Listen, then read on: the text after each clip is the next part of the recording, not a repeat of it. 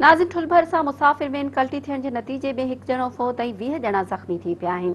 हुन हवाले सां वधीक अपडेट करे रहियो आहे मराठी जो रिपोर्टर मुख़्तियार डोल। जी मुख़्तियार, छा अपडेट्स आहिनि?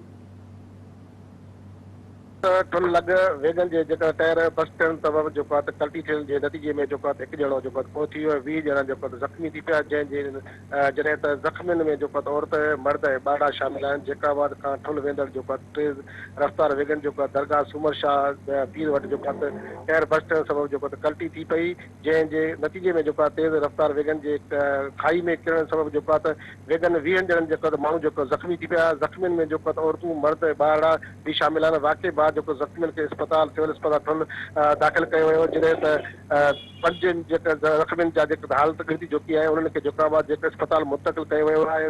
वेगन हादसे जो हिकु ज़ख़्मी जेको नौजवान जेको आहे याकूब जेको आहे विजलो जेको आहे सुञाणप थी आहे माजीपुर जो, उहो जेको आहे पहुची वियो आहे। जॾहिं जेके ज़ख़्मियुनि जेको आहे सईद अहमद जाफ़री, बलोच ख़ान खोसो, जेको अब्दुल रहीद खोसो ऐं जान मोहम्मद खोसो ऐं अरसद जेको आहे डोमकी, अशोक कुमार ऐं ममता मेमण ॿिया शामिल आहिनि। जी मुख़्तियार, अवां जी महिरबानी।